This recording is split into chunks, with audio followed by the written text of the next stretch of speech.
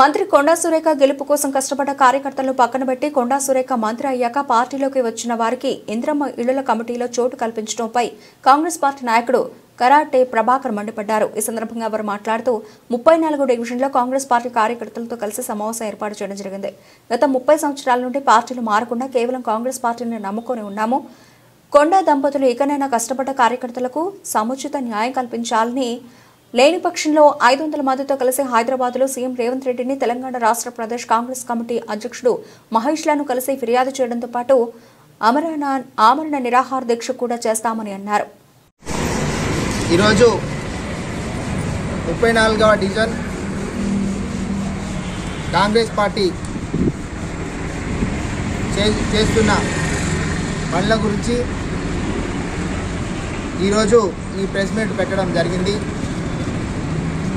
గత 30-40 సంవత్సరాల నుంచి నేను కాంగ్రెస్ పార్టీలో, ఎంతోమంది కాంగ్రెస్ పార్టీ వీడి ఇతర పార్టీలకు వెళ్ళినా కూడా, పోలీస్ కేసులు పెట్టినా కూడా, మరియు జైళ్ళకు పంపించినా కూడా, చిత్రహింసలు పెట్టినా కూడా కాంగ్రెస్ పార్టీని పట్టుకొని ఇన్ని సంవత్సరాలు ఉండడం జరిగింది. అదేవిధంగా నాతో పాటుగా నా వెనుక ఉన్న మహిళలు మరియు కార్యకర్తలు వీళ్ళందరూ కూడా శ్రీమతి గౌరవనీయులు కొండా సురేఖ గారి గెలుపు కోసము ఎంతో కృషి చేయడం జరిగింది. దానికి బదులుగా ఈరోజు ఇందిరమ్మ కమిటీలో ఇక్కడ ఉన్న వారిలో ఎవరికి కూడా పేరు రాలేదు. అదే కొండా మురళి, కొండా సురేఖ గారిని వాడేవాడు వీడేవాడు అని కొండా మురళి తిట్టిన వాళ్ళను కమిటీలో పెట్టి, ఇందిరమ్మ కమిటీలో పెట్టి, ఈరోజు ఆ కమిటీలలో ఉన్న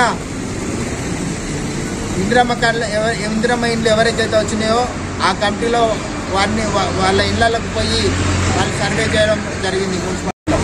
కానీ మరి ఇన్ని రోజులు సురేఖ మేడం గారి గెలుపు కోసం కృషి చేసిన వాళ్ళ పేర్లు ఎందుకు రావడం లేదు? కొంతమంది రౌడీజం చేసే వాళ్ళను, రౌడీ షీటర్లను ముందు పెట్టుకొని నాయకులు వెళ్తుంటే ప్రజలు చాలా ఇబ్బంది పడుతున్నారు. కొంతమంది నాయకులను, కొంతమంది వార్డ్ ప్రెసిడెంట్లు కూడా ఈ మధ్య కాలంలో ఆ రౌడీ పోలీస్ స్టేషన్లో పెట్టి కొట్టడం జరిగింది. అది మీ యొక్క పేపర్లో కూడా రావడం జరిగింది. ఈరోజు మేము అది సహించలేక మా కార్యకర్తలకు కానీ, మా ఇన్ని రోజులు సురేఖ మేడం కోసము ఆర్నిషలు పనిచేసిన వారికి సరైన న్యాయం జరగాలి. వారికి న్యాయం జరగకుండా అయితే నేను అవసరం అనుకుంటే మన గౌరవనీయులైన రేవంత్ రెడ్డి గారి దగ్గరికి తప్పకుండా, మహేష్ అన్న గారికి దగ్గరికి తప్పకుండా మేము ఈ వరంగల్ నుంచి గాంధీ భవన్ 500 మందితోని పోయి అక్కడ నేను ఆమరణ నిరాదీక్ష చేయడానికి కూడా నేను సిద్ధంగా ఉన్నా. ఎందుకంటే నా కోసం కాదు, నా ప్రజల కోసం, నా ఏరియాలో అందరూ దాదాపుగా ఇక్కడ కాంగ్రెస్ పార్టీ భూపేష్ నగర్ లో చాలా మంది పేదలు ఉన్నారు. అందరు ఇల్లు లేని వాళ్ళే. వాళ్ళందరికీ కూడా న్యాయం జరగాలి. వాళ్ళందరికీ న్యాయం ఎందుకు ఇప్పుడున్న కమిటీలో ఉన్న అందరు దొంగలు. దాదాపుగా ఒకరిద్దరు పేరు వాళ్ళు ఈ పార్టీలో పని చేయలేదు. కొండా సురేఖ మేడం గారికి పని చేయని వాళ్ళని పేర్లు పెడితే, కాంగ్రెస్ పార్టీ టికెట్ ఇస్తే అమ్ముకున్న వాళ్లకు ఆ కమిటీలో మీరు ఎలా పెట్టిండ్రు? దయచేసి సురేఖ మేడం గారు, మీకు విన్నవించుకుంటున్నాము. అలాంటి వాళ్ళు కాంగ్రెస్ పార్టీ టికెట్ అమ్ముకున్న వాళ్ళే మీరు ఈ కమిటీలో పెట్టిన కావచ్చు. రానున్న కాలంలో ఇట్లాంటి ఈ పేదవాళ్ళందరికీ అన్యాయం జరుగుతుంది.